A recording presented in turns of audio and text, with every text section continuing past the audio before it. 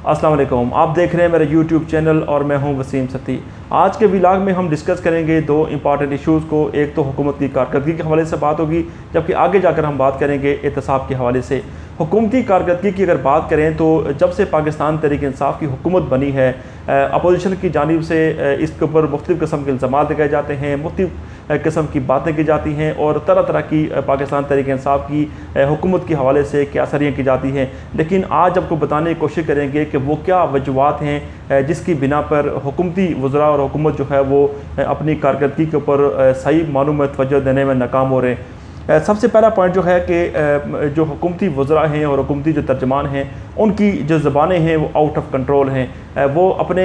मामलात पर कम नज़र रखते हैं, लेकिन दूसरों के ऊपर ज़्यादा उनका फोकस होता है, दूसरों पर उनकी ज़्यादा नज़र होती है। अपोजिशन के बारे में आए दिन तरह तरह के बयान दिए जाते हैं, लेकिन अपनी कारकर्दगी के ऊपर फोकस नहीं किया जाता। और इन वज़रा और तर्जमानों की जो ज़बान आउट ऑफ कंट्रोल होने की वजह से पाकिस्तान तहरीक इंसाफ की हुकूमत को ख़ासा नुकसान हो रहा है और उसकी जो कारकर्दगी है वो भी मुतासर हो रही है। उसके बाद अपना काम नहीं किया जाता और दूसरों के काम में टांग अटकाई जाती है। ये वो बात है जो कि पाकिस्तान तहरीक इंसाफ की हुकूमत को शायद लेकर डूबने में उन लोगों का बड़ा किरदार होगा जो कि अपने काम पर तवज्जो कम देते हैं, लेकिन दूसरों के जो मामलात होते हैं उनमें वो मुदाखलत करते हुए नज़र आते हैं और उनके मामलात जो है उनको हमेशा डिस्कस करते हैं। जबकि चंद वज़रा आपके सामने जो रोज़ाना की बुनियाद पर बयान देते हैं, मैं उनकी बात कर रहा हूँ। उसके बाद नैब की तर्जमानी। नैब जब भी किसी मुकदमे में जब अपोजिशन के किसी रहनुमा को जब बुलाती है, चाहे आसफ ज़रदारी साहब हों, फरियाल तारबूर साहबा हों, पाकिस्तान मुस्लिम लीग नून की आला क़यादत मरियम नवाज़ साहबा, नवाज शरीफ साहब, शहबाज शरीफ साहब हों, जब उनको जब बुलाती है किसी मुकदमे में, तो उसके बाद क्या होता है कि फ़ौरी तौर पर जो हुकूमत के तर्जमान, जो हुकूमत के जो वज़रा हैं, वो नैब की तर्जमानी करना शुरू कर देते हैं, जिससे एक तासर जाता है कि शायद हुकूमत और नैब का जो है वो गठजोड़ है, जिस वजह से जो हुकूमती कारकर्दगी है और जो नैब की इंडिविजुअली जो कारकर्दगी है वो भी इससे मुतासर होती है और अपोजिशन का जो बयानिया वो इस पर हावी हो जाता है। उसके बाद अगर देखा जाए तो अपोजिशन के हवाले से तरह तरह की बातें की जाती हैं, उनके ऊपर इल्ज़ामात लगाए जाते हैं, उनके ऊपर करप्शन के चार्जेस की बातें की जाती हैं, लेकिन जब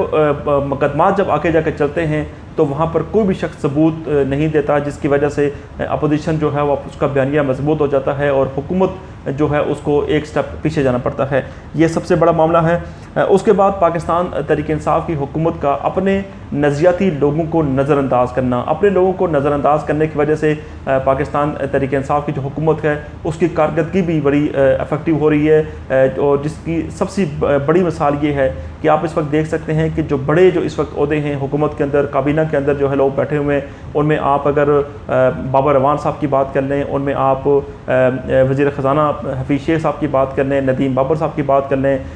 ज़फ़र मिर्ज़ा साहब की बात कर लें या दीगर लोगों की बात कर लें, ये वो तमाम लोग हैं जो कि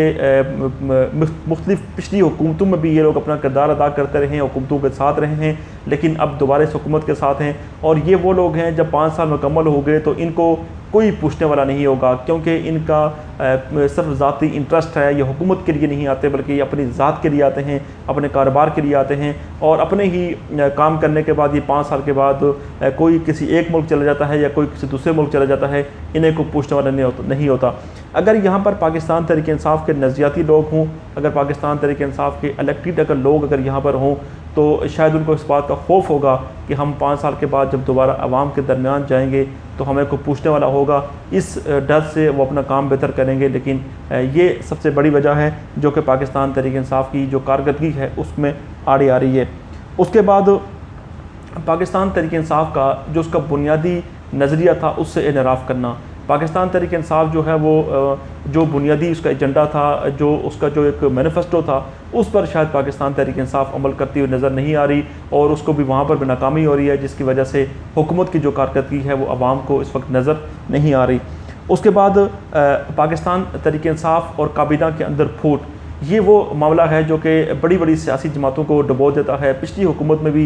मुस्लिम लीग नून के अंदर इस तरह के मामलात थे जिसकी वजह से काफ़ी नाकामी का उनको सामना करना पड़ा और पाकिस्तान तहरीक इंसाफ के अंदर जो फूट है ये पाकिस्तान तहरीक इंसाफ की जो कारकर्दगी है उसको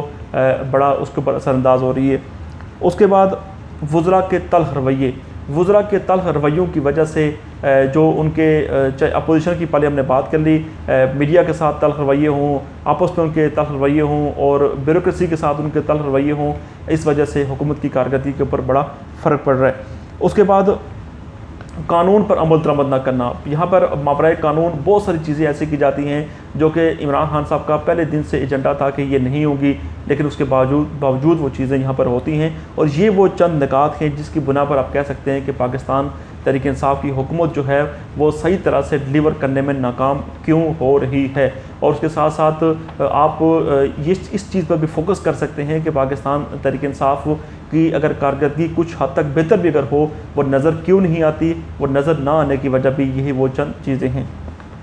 उसके बाद एहतसाब का नारा, एहतसाब का हमने जब से देखा पाकिस्तान तहरीक इंसाफ के चेयरमैन इमरान खान साहब को, तो उन्होंने हमेशा एहतसाब के नारे की बात की, उन्होंने एहतसाब की बात की और एहतसाब पर अमल करने की बात की। लेकिन जब से पाकिस्तान तहरीक इंसाफ की हुकूमत इक़्तिदार में आई है, हमने देखा कि बहुत सारे लोग ऐसे हैं जिनके ऊपर चार्जेस हैं, लेकिन उसके बावजूद उनके खिलाफ नैब कार्रवाइयाँ नहीं कर रहा, जिसकी वजह से अपोजिशन की जो जमातें हैं वो इसके ऊपर तनकीद करती हैं। और अपोजिशन जब तनकीद करती है तो यही उन शख्सियात का और उन जो केसेस का हवाला देती है कि उनके ऊपर कोई चेक एंड बैलेंस या उनके ऊपर कार्रवाई क्यों नहीं की जाती। सबसे पहले जहांगीर खान तरीन वो शख्सियत हैं जो कि इमरान खान साहब के बाद सबसे ज़्यादा पावरफुल पाकिस्तान तहरीक इंसाफ के अंदर समझे जाते थे। अभी भी उनका इन्फ्लुएंस है बहुत सारी जगहों पर, और वो भी चीनी के स्कैंडल में वो उनका नाम वो नामजद हो चुके हैं, लेकिन मुल्क से बाहर हैं, उनके खिलाफ कोई कार्रवाई नहीं। सबसे पहली शख्सियत। उसके बाद अलीम खान, जिनके ऊपर जो इल्ज़ाम था एसेट्स बियॉन्ड मीन, उनको गिरफ़्तार भी इसी केस में किया गया था, लेकिन उसके बाद वो वहाँ से फारिग हुए और कोई केस का फ़ैसला नहीं हुआ, और आज कल वो पंजाब के अंदर वज़ारत चला रहे हैं। उसके बाद आज़म सवाती साहब, मिसिंग ऑफ अथॉरिटी, मतलब उन्होंने अपनी अथॉरिटी का मिसयूज़ किया था उनने, उसके बावजूद आप आजकल वो काबीना के अंदर हैं। उसके बाद अलीम आदिल शेख साहब जो कि सिंध से पाकिस्तान तहरीक इंसाफ के MPA हैं, उनके ऊपर इल्ज़ाम है और नैब के ऊपर केसेस भी चल रहे हैं कि उन्होंने मलीर के अंदर 251 एकड़ जो ज़मीन है उसकी उन्हें चाइना कटिंग की है। उनके ऊपर कोई एक्शन क्यों नहीं लिया जाता पार्टी की जानिब से, ये भी एक बड़ा सवालिया निशान है। उसके बाद महमूद खान CM KP के मालम जबा केस में उनके ऊपर बड़े सीरियस किस्म के एलिगेशन हैं, उसके बावजूद उनसे कोई पुछगिछ नहीं होती, उसके बावजूद उनके ऊपर केस नहीं चला। उसके बाद अजमल वज़ीर साहब, जिनकी हालिया एक ऑडियो रिकॉर्डिंग जो है वो सामने आई, उसके ऊपर कमेटी तो बना दी गई, लेकिन उसके ऊपर फौरी तौर पर वो एक्शन नहीं लिया गया, जो कि पाकिस्तान तहरीक इंसाफ का एक पहले दिन से मौक़िफ़ था कि ऐसे लोगों को माफ़ नहीं किया जाएगा जो कि कमीशन या किक्सबैक लेंगे। ये भी चीज़ सामने है। उसके बाद सिब्तैन खान, जिनके ऊपर 2.5 मिलियन जो है करप्शन के चार्जेस थे, वो भी नैब में गिरफ्तार हुए, वहाँ से वापस आए और आजकल उनकी प्राइम मिनिस्टर पाकिस्तान के साथ मुलाकात भी हुई थी, उनके केस भी दबा दिया गया। उसके बाद परवेज़ खटक साहब, जिनके ऊपर BRT के हवाले से बड़े सवालात हैं, और BRT के ऊपर जो सवालात हैं वो बड़े सीरियस किस्म के हैं, उसकी ऊपर जो किक्स बैक के भी मामलात हैं, उसकी कीमत का बढ़ना और ऐसे बहुत सारी चीज़ें उसके ऊपर अंदर हैं, लेकिन परवेज़ खटक साहब से आज तक किसी शख्स ने को पूछा भी नहीं, कुछ नहीं। उसके बाद खुसरो बख्तियार साहब, गो के जो शुगर स्कैंडल की जो इंक्वायरी रिपोर्ट सामने आई थी उसमें उनका नहीं बल्कि उनके भाई का नाम था, लेकिन क्या इस चीज़ की तहकीकात नहीं होनी चाहिए कि ये शुगर मिलें जो हैं परवेज़ मुशर्रफ साहब के दौर में जब लगी तो उस वक्त खुसरो बख्तियार साहब का किरदार क्या था,